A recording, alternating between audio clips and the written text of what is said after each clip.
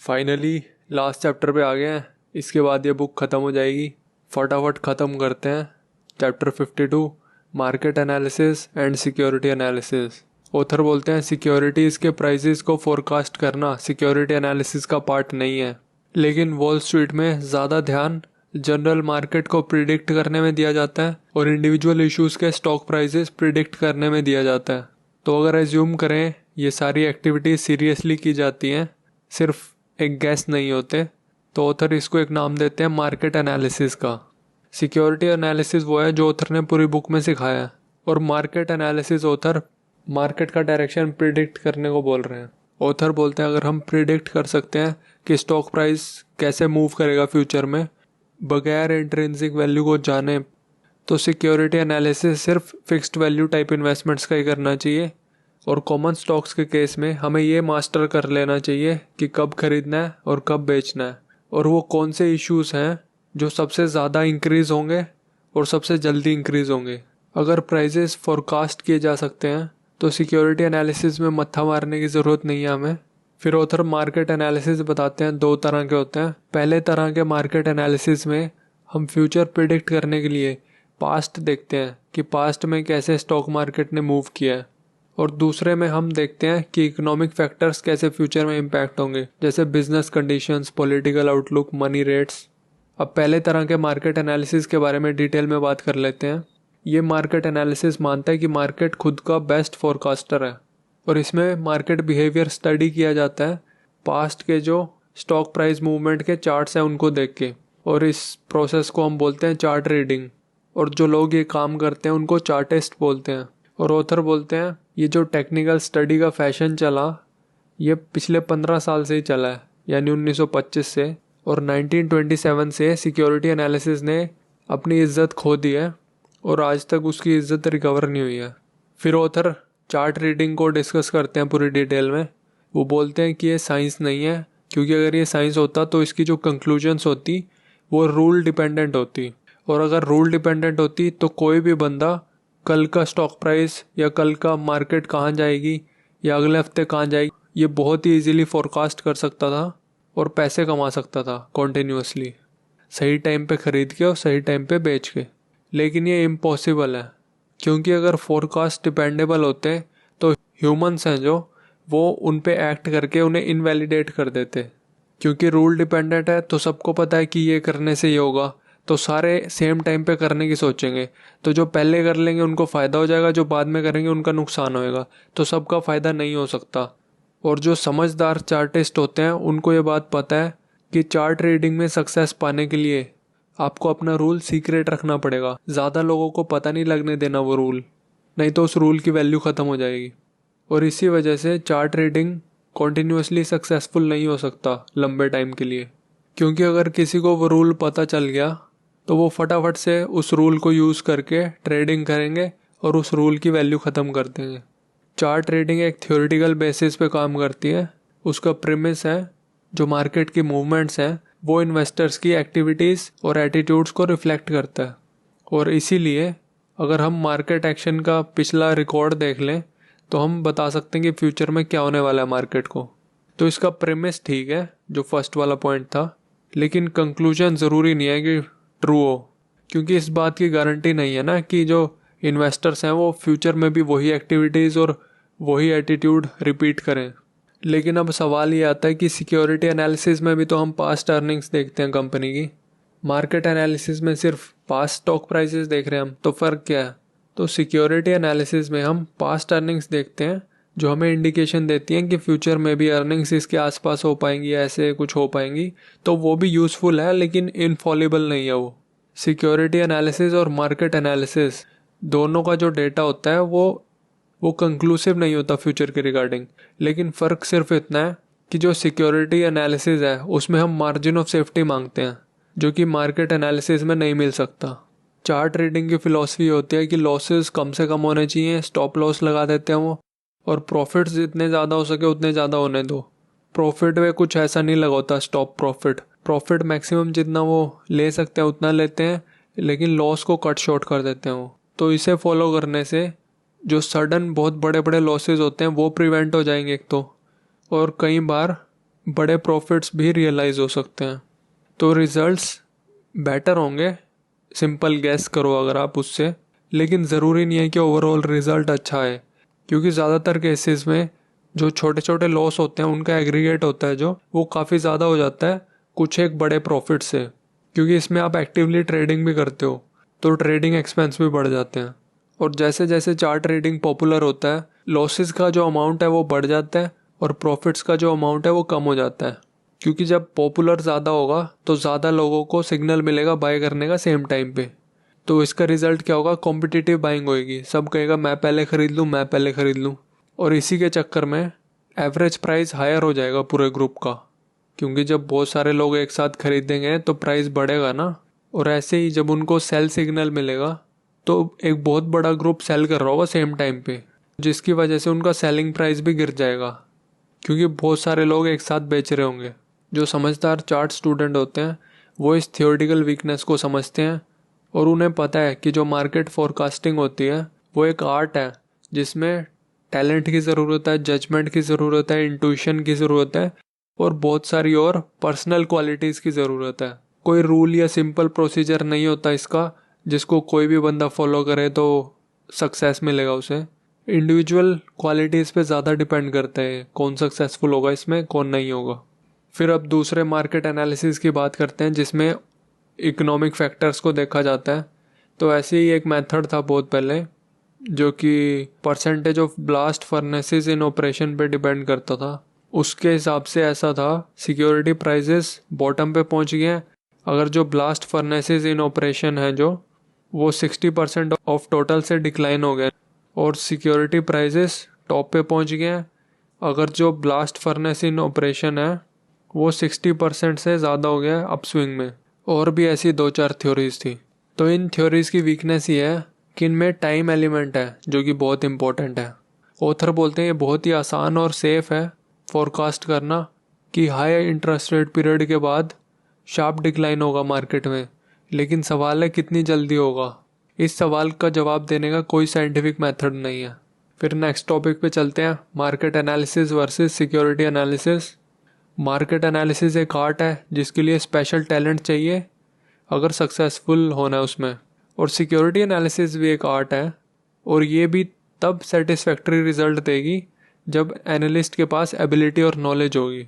लेकिन फ़र्क ये है सिक्योरिटी एनालिसिस में फोकस ज़्यादा होता है प्रोटेक्शन एलिमेंट पे, यानी मार्जिन ऑफ सेफ्टी पे।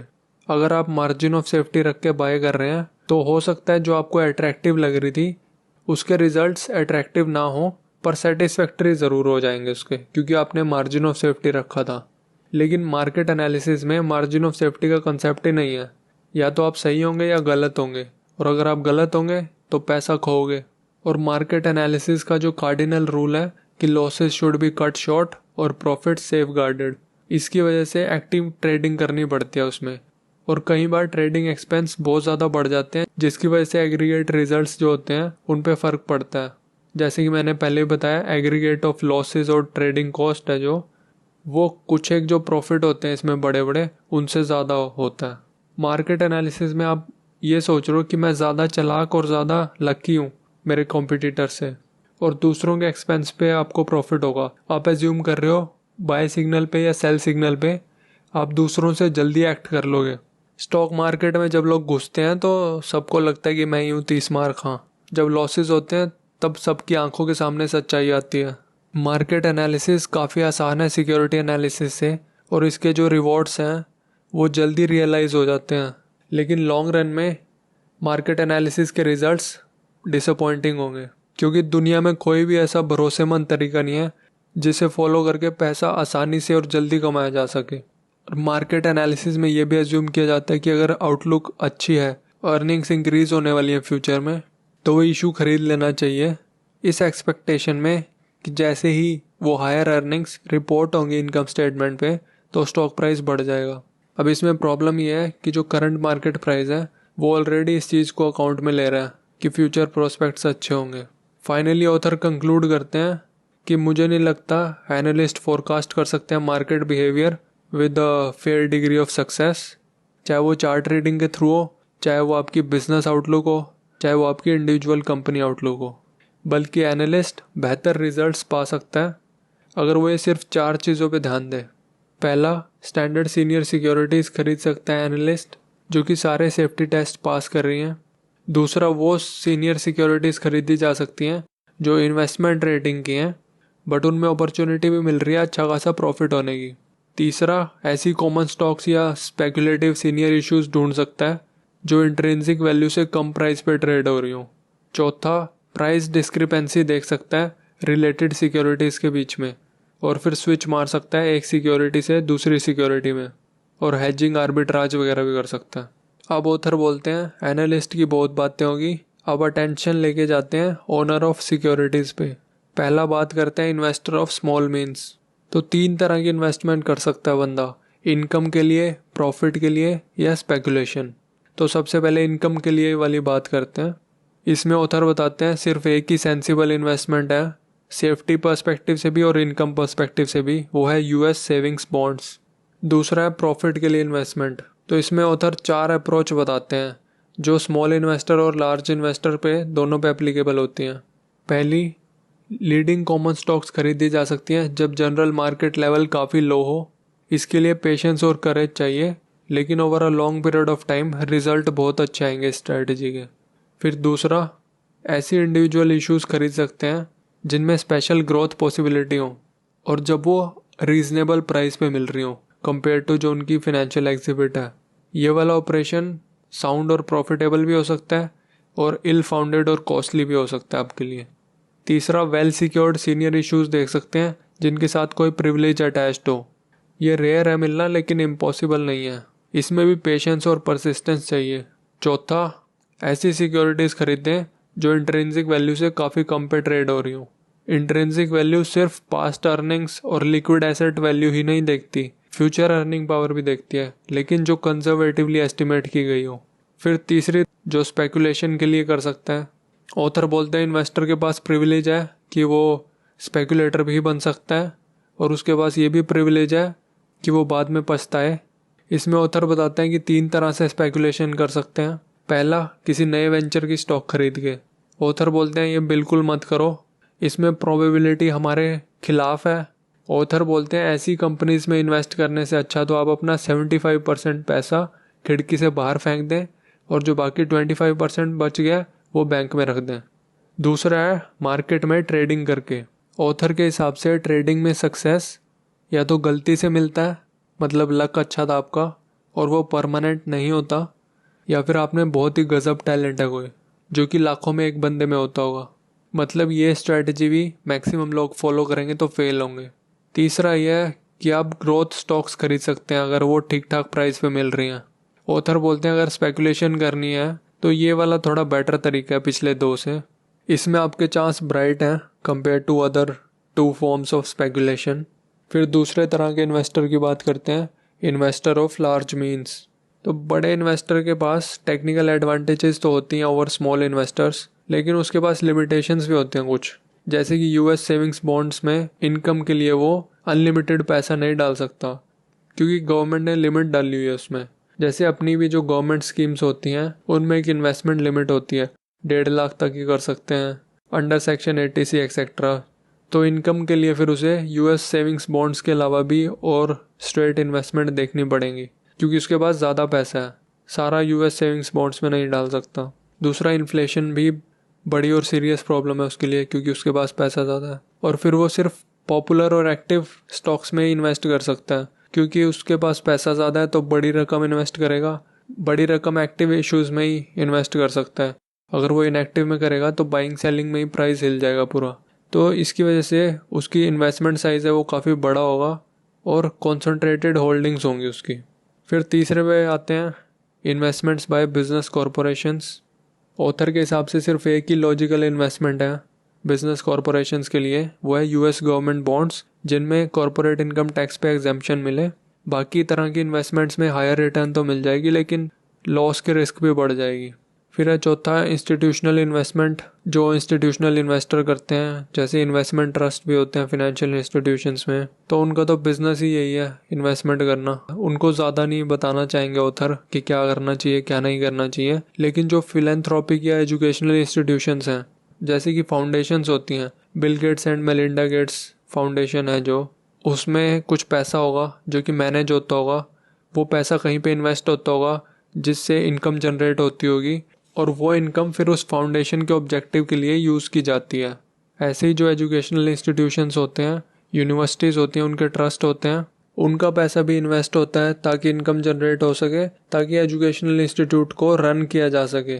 स्टूडेंट की फ़ीस से भी रन होता है, और जो एक्यूमुलेटेड पैसा होता है उसकी जो रिटर्न आती है उससे भी रन होता है। ऑथर बोलते हैं अगर low income high grade fixed value issues में पैसा डाल के जो इनकम जनरेट हो रही है उससे अगर इंस्टीट्यूशन चल सकता है तो इसी तक रुक जाना चाहिए। लेकिन अगर सब्सटेंशियल यूनानिमिटी है कि इन्फ्लेशन से गार्ड करना है पैसे को, और ज़्यादा इनकम रिक्वायरमेंट है जो कि हाई ग्रेड बॉन्ड से नहीं मिलेगी, तो उस केस में हम हायर रिटर्न के लिए थोड़ा रिस्की सिक्योरिटीज़ में इन्वेस्ट कर सकते हैं। और इसी के साथ ये बुक ख़त्म होती है। सुनने के लिए बहुत बहुत धन्यवाद।